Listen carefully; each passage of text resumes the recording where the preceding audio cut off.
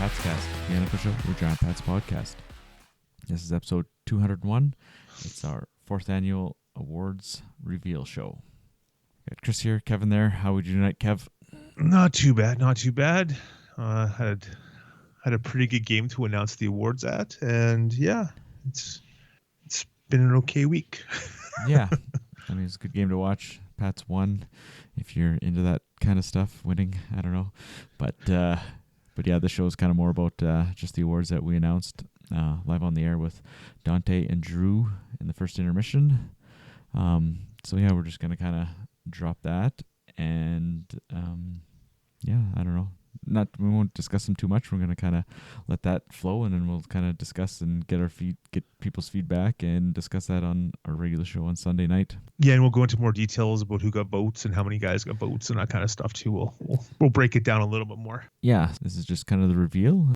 We are back inside the Brand Center for this Leader Post First Intermission show. Just spoke with Pat's defenseman Colton Bridgman, Dante DeCarry, joined with Drew Posty and Kevin Shaw and Chris Clark.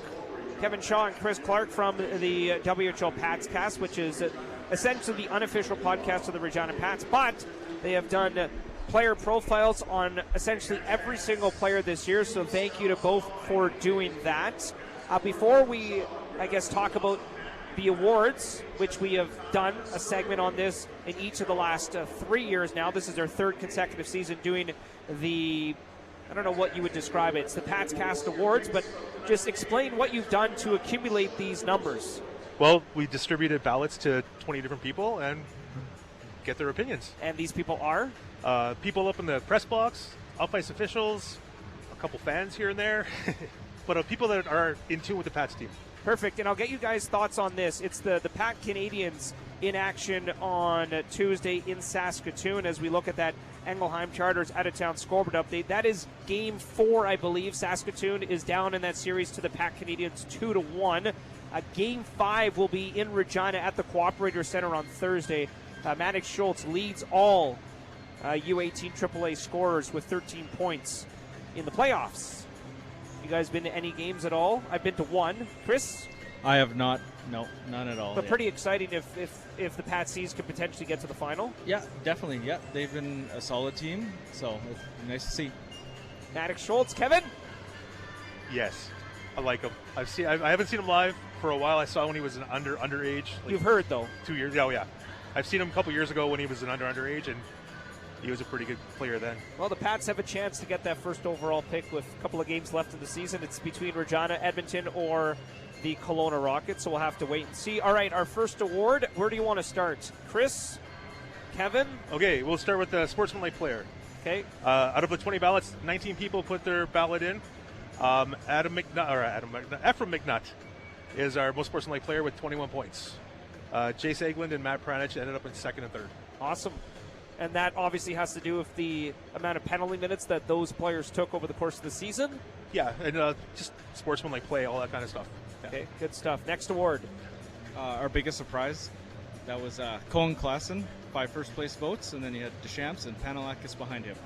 Good stuff. Drew? I think I voted for Panalakis for first overall on that one, but I can't quite remember. I put my ballot in some time ago, but I was just surprised at how he started to put up numbers when he got the more ice time when he came from the Everett Silvertips. So I think I put him as first, but I can't quite remember. So far we have our biggest surprise, Colin Clausen, and our most sportsmanlike, Ephraim McNutt. Kevin, award number 3. Most underrated. That goes to Jace Eglund. He had 3 first-place votes, 16 points.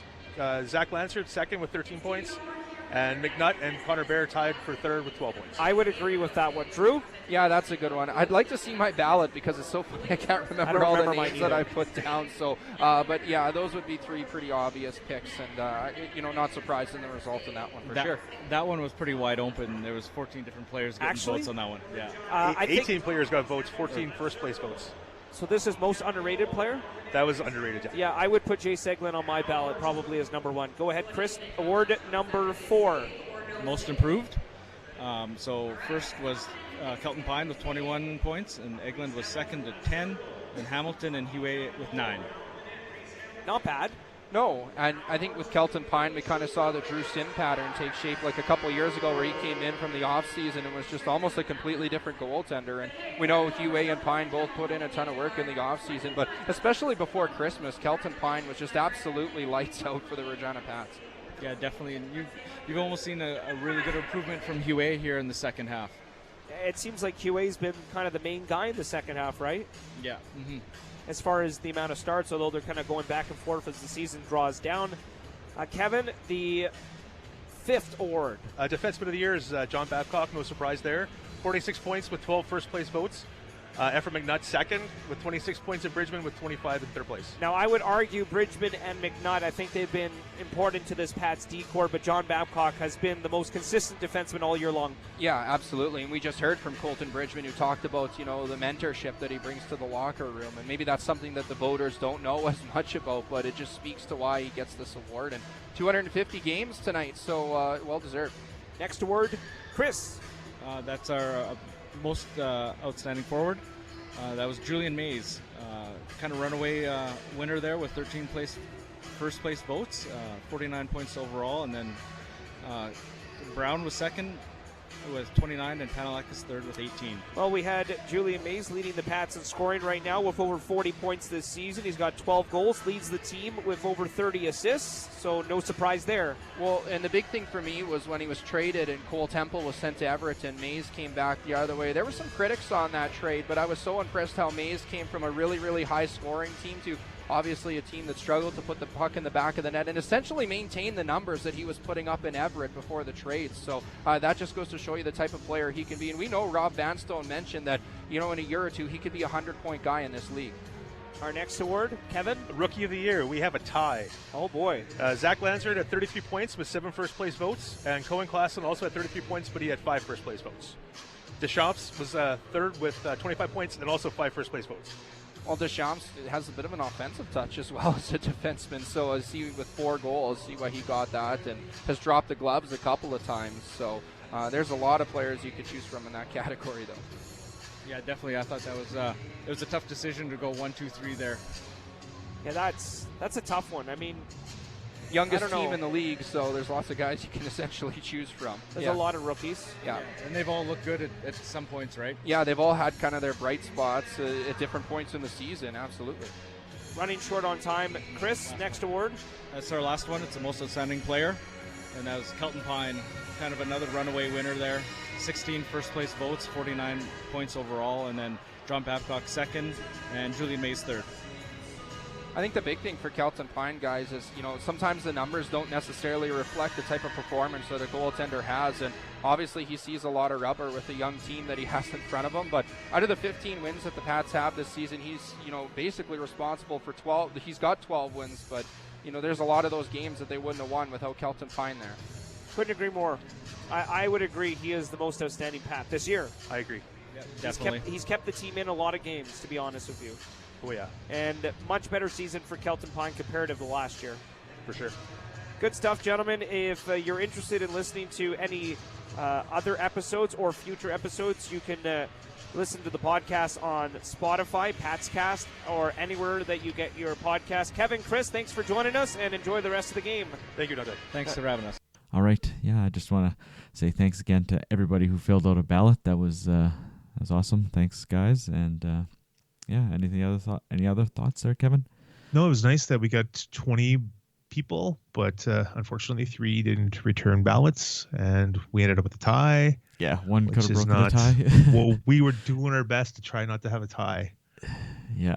Begged a couple people to find their ballots or get the ballots in, and they wouldn't. But whatever, it is what it is. Yeah, 2 years in a row with a tie, but oh well, it is what it is. Yeah. Yeah. But, both are well deserved. So yeah.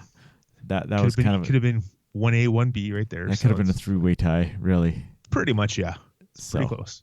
But yeah, no, thanks again for everybody doing it. We enjoyed doing this and getting people's opinion, and maybe some will be a little different than the Pats. It's kind of what we try to do. Just see. Well, like a lot of people said, they were the hardest ballots to do, and I would agree because there was so much turnover, so many new faces, hard to do an improved player because only a few guys have been here since last year and stuff like that. So totally, we left it all up to everybody just to do their own thing. It's like the biggest surprise is from good or bad, or from the beginning of the season, or if they were here last season, that kind of stuff. So yeah, and that's interesting. That's the thing. The more variety, or the more ballots that we got was good, just to see kind of where these answers would land. Because it was tough. Like some of them were tough for sure. So it's like, the more ballots you get, the better kind of sample you get, right? So exactly, yeah. That's why I tried to get as many people, and we got 20. We had 17 last year, 20 this year.